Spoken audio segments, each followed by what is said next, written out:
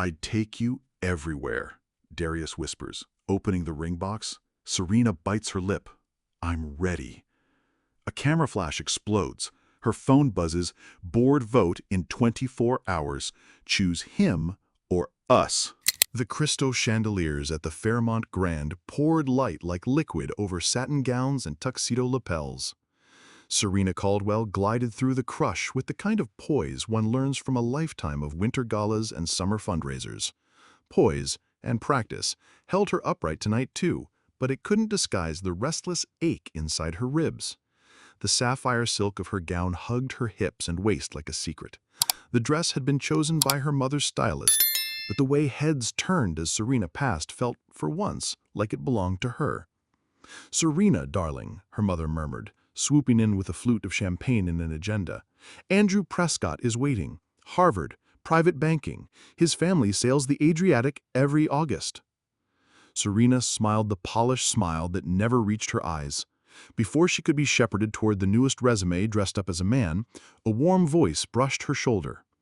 "Excuse me, miss. Could you point me to the children's silent auction table? My daughter won a painting lesson, and I promised I'd handle the paperwork." She turned. The stranger's tux was clearly rented, but it fit like fate. He stood a head taller than most men around them, skin a deep, even brown beneath the ballroom light, a neat beard framing a mouth that looked like it smiled easily. But what stopped Serena were his eyes, dark, steady, kind. Everything in her world felt staged. This man felt unscripted. "Back by the dessert table," she said, "near the ridiculous croquembouche." He laughed, low and genuine. "Then I can't miss it." He offered his hand. "I'm Darius, Darius Reed." She took it, heat flashing across her palm, and heard herself say, "Serena Caldwell." One brow lifted. "Caldwell, as in the Caldwell Arts Initiative? My daughter, Nova, got a scholarship to one of your Saturday programs. She won't stop painting our front door." Serena's cheeks warmed. So often her last name meant she was adoring to privileges. Tonight, it felt like a bridge. "That's actually wonderful." Before she could ask the million questions the kindness in his voice had unlocked, her mother appeared like a storm front. "Serena, there you are. Mr. Prescott is—" Her gaze flicked over Darius in a single cold sweep. "Waiting." Darius's smile dimmed but did not disappear. "Pleasure to meet you, Serena." "Likewise," she said, wishing the word could hold him there a moment longer. She let herself be guided toward Andrew's practiced charm, but her mind didn't follow. It kept circling Darius's tone when he'd said, "my daughter," the light in his eyes as if love itself had opened a window inside him. Hours later, under the glittering halls of her penthouse, she removed diamonds, wiped away powder, and replayed their handshake like a line of music she couldn't stop humming. That hand had felt like a promise of something unscripted, of something real.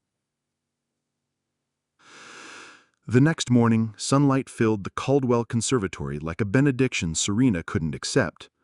Her mother listed men by pedigree while stirring imported honey into imported tea.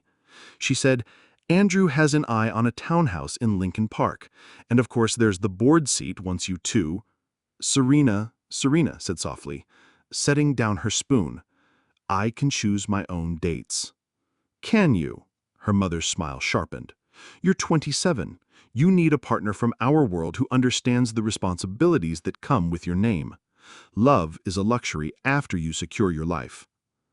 "What if love is the foundation?" Serena murmured, more to the lemon wedge than to her mother. "Love is what sensible people build on compatibility. Look at your cousin. She tried romance with a musician. Now look." The word musician contained an entire social diagnosis. Serena excused herself as soon as politeness allowed and drove with the top down until the wind tugged loose strands from her glossy chignon and slapped color into her cheeks. She ended up at the lake, the skyline stacked like ambition behind her, waves shouldering the rocks with patient power. Her reflection in her phone looked back, full mouth, soft jaw, curves her mother called generous in the tone one uses for tax-deductible donations. She thought of Darius's eyes again, how they had softened at the mention of his daughter, and focused when he'd said her last name. Not with hunger, not with calculation, but with recognition. Thank you for the program that lets my kid make a mess in color. Her phone buzzed with a message from a number she didn't know. Hey, this is Darius. I tracked down the coordinator when I turned in Nova's auction form. They passed along your business contact. Hope it's not weird to text. Nova wanted to tell you she's painting a ballroom croco bush. I think she means croquembouche. Serena smiled so hard it hurt. She typed, deleted, typed again. Tell Nova I'd love to see it, if she's taking appointments. Also, hi. Not weird. I'm glad you texted. He replied fast. She never would have guessed how much that would matter. We're at the Field Museum today. Nova insists on saying hi to the T-Rex whenever we pass Grant Park. Want to join? No pressure. We're just two people pretending to be scientists. Serena stared at the message like it might sprout a door and let her step into another life. The old reflex rose, the old one that said, schedule, confirm, consider optics. She pressed it down with both hands. I'll be there in 30. She changed in the museum parking garage, out of sapphire silk memories and into high-waisted jeans that hugged her hips, a white t-shirt, clean sneakers. She pulled her hair into a messy bun as the elevator rose. When the elevator doors opened, a field trip of first graders spilled past her like confetti. She followed their noise through the hall of ancient worlds until she found them. Darius in a charcoal hoodie and jeans, and Nova, a corkscrew curly whirlwind in neon leggings, holding a sketch pad with the solemnity of state secrets. Serena, Nova announced as if they were old friends. We met you at the Sparkle Party. I'm painting the Candy Mountain. Serena crouched to Nova's height. I have been waiting my entire life to witness a candy mountain. She beamed, then turned to her father. Daddy, this is the lady who makes classes happen. Darius's eyes met Serena's over his daughter's head, that same unguarded warmth hitting her like a tide. We're glad you came. And the museum's hush made the words feel like a private vow. They wandered past glass cases of fossils and into rooms where entire histories slept behind velvet ropes. Nova narrated everything, careening from dinosaurs to the concept of time to the critical importance of snacks. Darius listened to his daughter with his whole face, the way men at galas listen to themselves. When Nova asked, "Do you think T-Rex had best friends?" he actually thought about it. I think so. Even the biggest teeth need someone to laugh with. They stopped in front of a mural of migrating herds in storm-heaped sky. Nova sketched and hummed. Serena let silence gather like trust. What do you do? She asked, eyes still on a painted horizon. Case manager at a family resource center. On paper, I connect people with housing, food, childcare. In real life, I mostly just try to make sure nobody has to choose between medicine and rent. Serena swallowed. And Nova's mom? Not in the picture, he said simply. Left when Nova was 5. It's been the two of us since. I'm sorry, Serena whispered. He shook his head. Don't be. We built something honest. Her throat tightened. She'd spent years arranging furniture in a gilded cage, pretending it was a home. Honest sounded like oxygen. Nova tugged Serena's sleeve. Do you want to help me paint the Candy Mountain? Serena sat cross-legged on the floor in a museum where she had attended a dozen donor dinners at $10,000 a plate and helped an 8-year-old draw a croquembouche that looked like a galaxy of sugar or a map of a new world. Darius watched them both, his smile soft and private, and something in Serena, some bar under her ribs that kept everything tidy, bent. As they walked out beneath the field's grand columns, the lake blowing its cool breath over the steps, Darius stuffed his hands into pockets. Nova's got art class Tuesday nights if you ever want to see the Candy Mountain in person. Text me, Serena said, before fear could put on its pearls. I'm ready. His mouth curved, pulse jumping. I'm ready, again, and the words tasted like a key turning in a long locked door.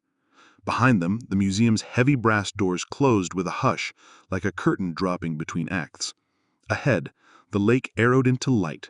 Serena didn't know exactly what she was stepping towards, only that for the first time, she was walking under her own sky. 2 days later, Serena arrived at the neighborhood art center with a platter of still warm cookies and a knot in her stomach. The building's brick facade wore murals like medals, hands clasping across color, a girl leapfrogging a fence, a galaxy of paper cranes. Inside the hall smelled like tempera paint and optimism. Children's voices ricocheted down the corridor in bright notes. Somewhere, a teacher said, "Use your words, not your brushes." Nova barreled out of Studio B like a comet. "You came!" "I brought chocolate chip diplomacy," Serena said, lifting the foil. Darius followed, wiping his hands on a paint-spattered rag. Paint dotted his forearm. A streak of ultramarine crossed his cheek like a badge. "These kids are bribable," he said. "Their case manager is, too."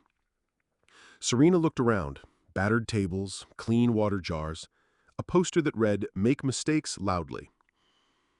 It felt like a chapel where the gods accepted smudges.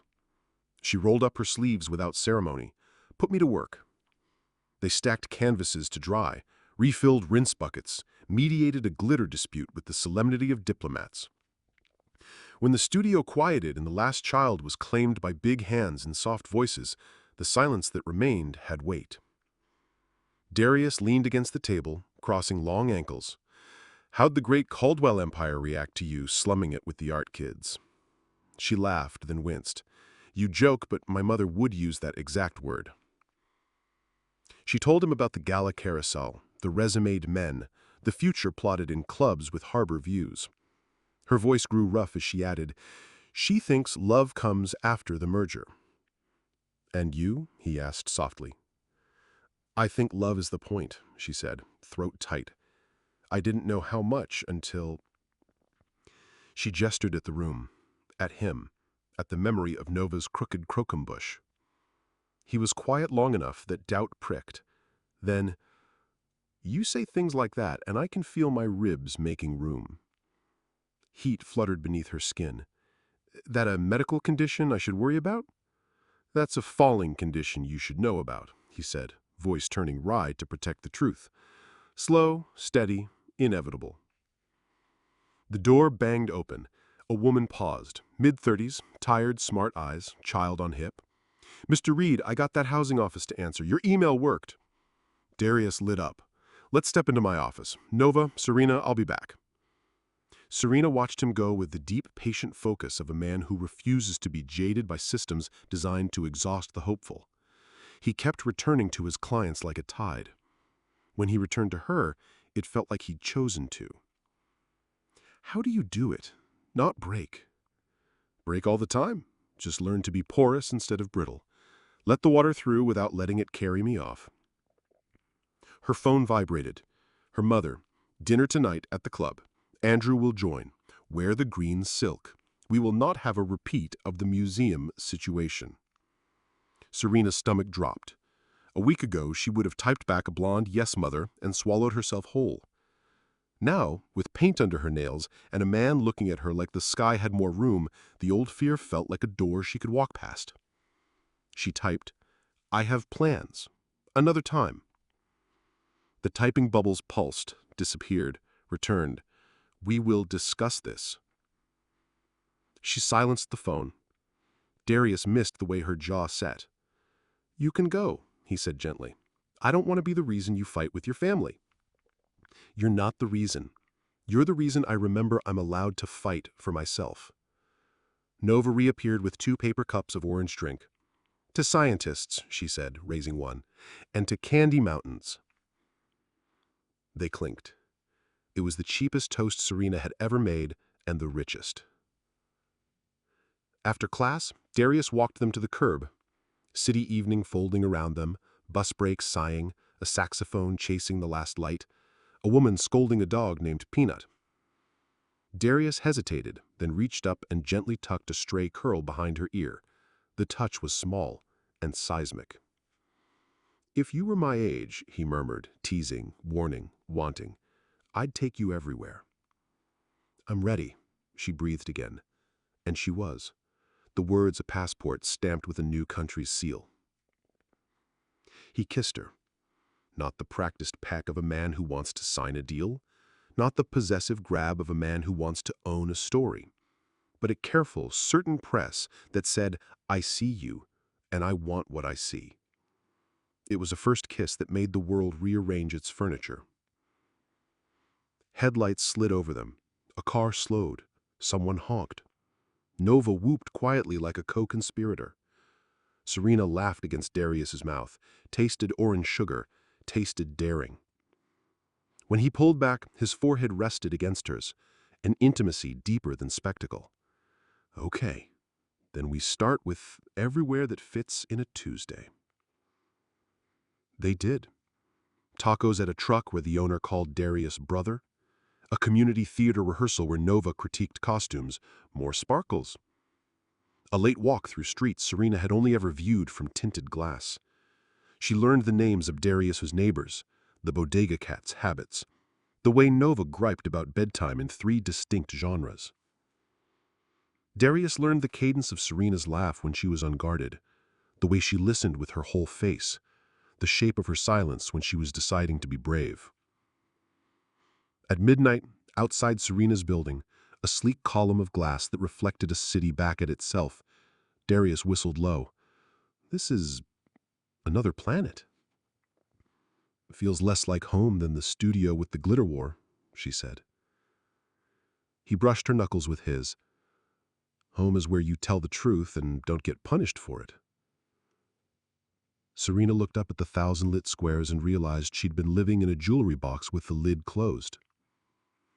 She turned back to the man who had opened a window with a single question about a croquembouche and said, "Then let's keep going everywhere until we find it." The storm didn't arrive with thunder. It came as a photograph in a private social group, then a text from a friend who had never texted first. "Saw you at the taco truck. Bold choice." Then 3 voicemails from her mother, each colder than the last, and finally an invitation, not a request, to lunch at the club. Serena went because some wars are fought on enemy ground. She wore a simple black dress that celebrated every curve her mother deemed hard to dress, and arrived with her head high. The club smelled like old wood and new money. Catherine Caldwell sat at a corner table, eyes glacial, posture perfect. "Sit," she said. Serena sat.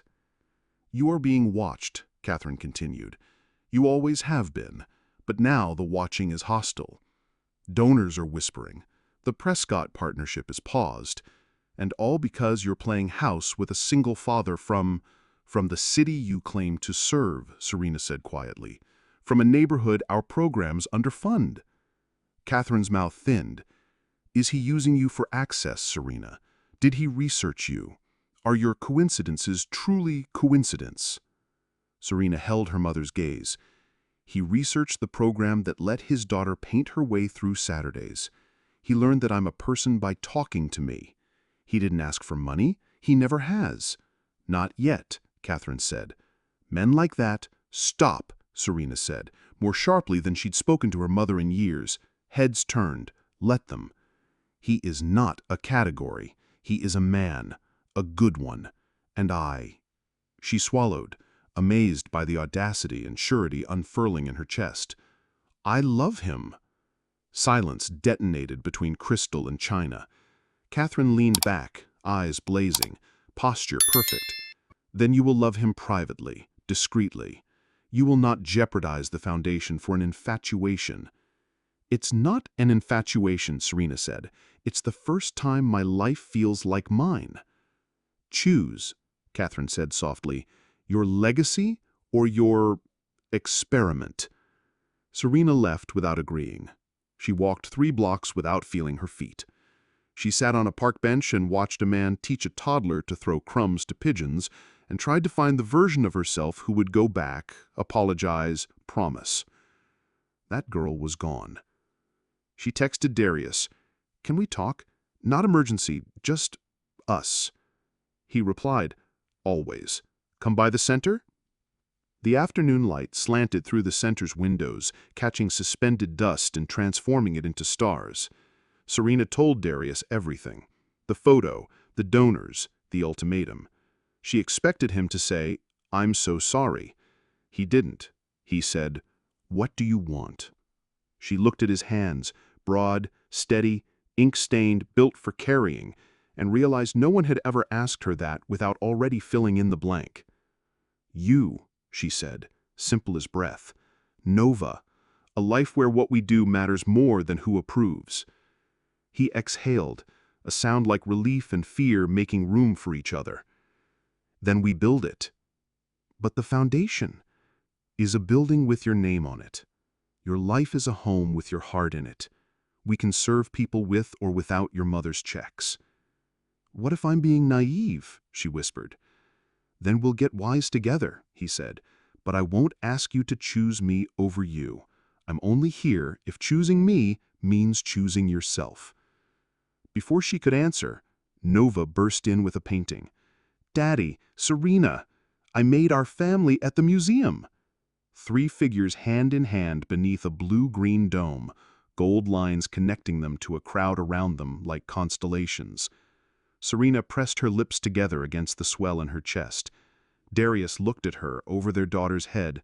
Our daughter, the thought arrived uninvited and right, and nodded once, as if sealing something sacred. That night, Serena drafted a letter. The next morning she delivered it to the Foundation's council. I resign, she said, effective immediately. The room spun, then steadied. Her hands shook, her spine didn't. Hours later, she stood on Darius's stoop with rain stippling her hair and knocked. He opened the door, saw her face, and pulled her in, their bodies finding the kind of hug that makes a harbor. I left, she whispered into his shoulder. I chose. He leaned back, eyes searching. And do you regret it?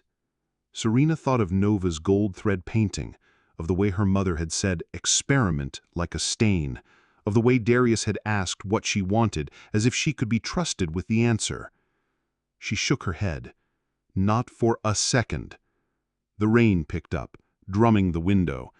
Darius kissed the center of her forehead. Okay then, he said, voice thick. Okay, my brave girl. We'll weather whatever comes. Whatever came was messy and beautiful in equal measure. The first week without the Foundation felt like free fall. The second felt like flight. The center hired Serena as a part-time grant strategist because budgets are real and so is rent, but also because she had a knack for transmuting stories into funding without sanding their edges. She learned the names of clients and the names of their kids. She learned to translate nonprofit into neighbor. Darius powdered the city by foot and bus and stories.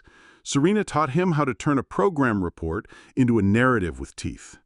Nova taught them both how to tie a scarf into a superhero cape and how to make pancakes in lopsided hearts. On Friday nights, they made a blanket fort and told truths. Little ones at first, then bigger. Sometimes I'm scared I'm just rebelling, Serena confessed one night, lamplight making a halo of her curves. That it's not love, it's escape. Escapes can become homes, Darius said, if the door you ran through is the door you choose to keep walking in. And you? She asked. He looked at the fort ceiling as if the answer were written there. Sometimes I worry that you'll wake up and realize I'm not enough for the rooms you were raised to rule, that I'll hand you a world made of thrift store furniture, and you'll miss the chandeliers. Serena rolled onto him and kissed him until he forgot the question. I like the way the thrift store furniture holds us, she said. I like how the light looks when nobody's paying to polish it. Word of her resignation traveled through her old world like a scandal, and through her new one like a benediction. Some friends drifted away, some stayed, sheepish and sincere. Her father surprised her by calling from an airport lounge, voice tired soft. Is he good to you? He asked. He's good with me, Serena said, voice steady. We're good with each other. Then, be well, he said. It wasn't approval, but it wasn't exile. It would do. A community awards night came in spring, honoring social workers and teachers instead of donors.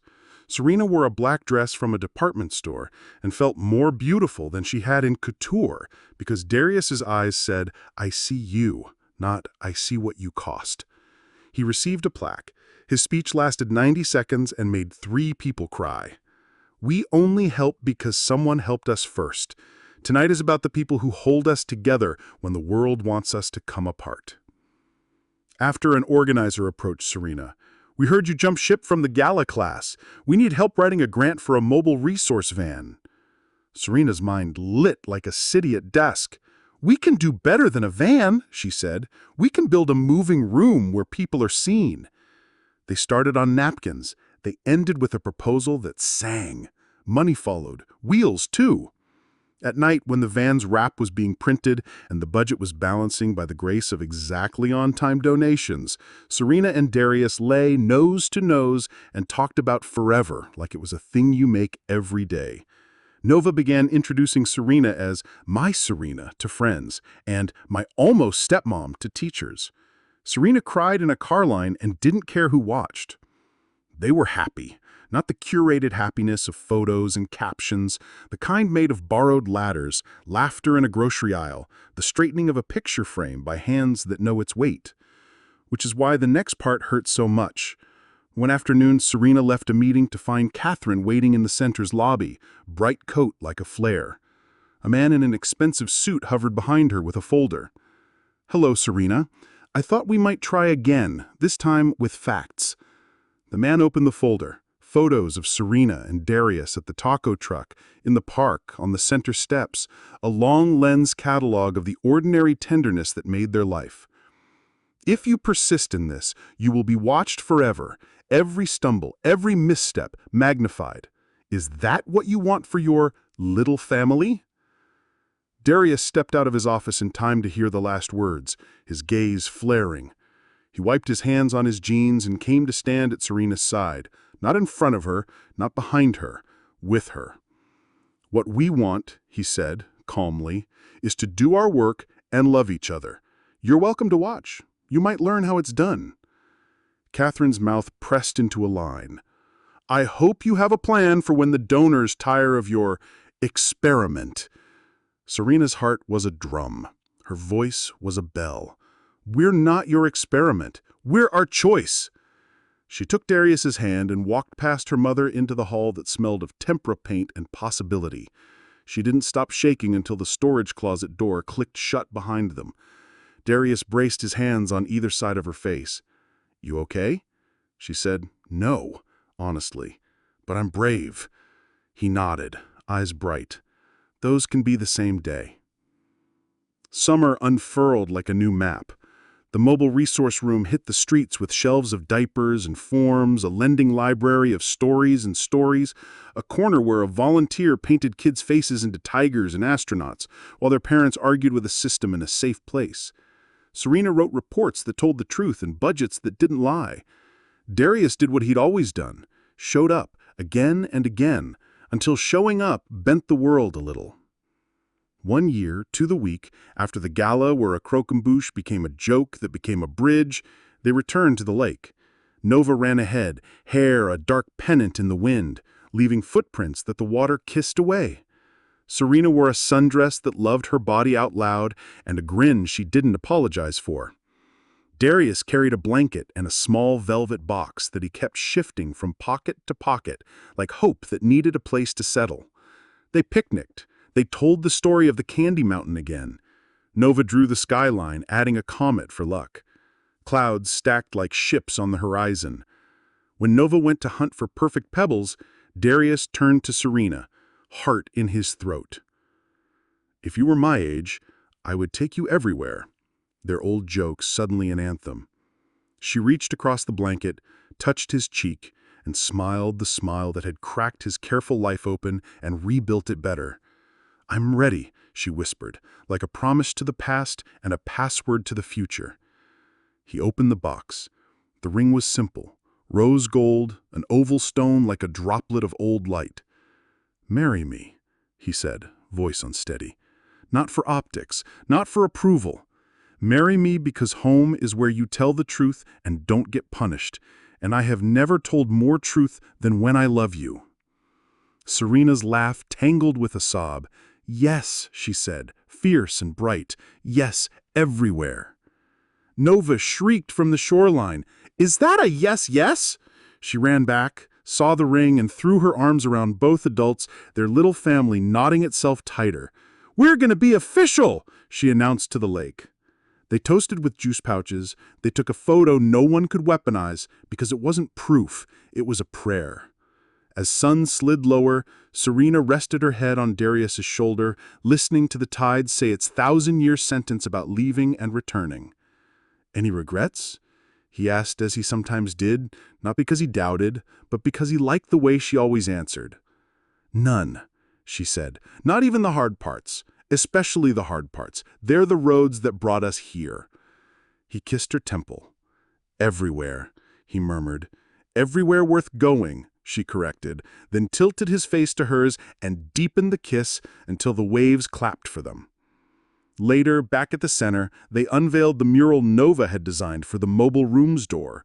3 figures, one tall and brown, one curvy and pale, one child leaping, linked by gold threads to 100 others.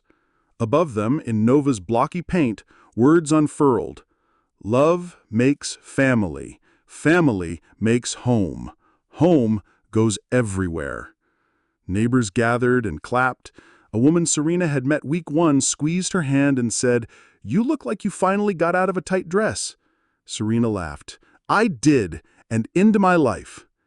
That night, beneath string lights and the hum of the van's battery pack cooling, Serena and Darius danced on cracked asphalt. Nova fell asleep across 2 folding chairs, face painted like a tiger who'd found her pride. They turned slowly, forehead to forehead, the city a constellation around them. "Tomorrow," Darius said, "we start very early." "Where to?"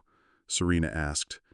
"Everywhere," he said, and she nodded because that was the plan and because they were already on their way.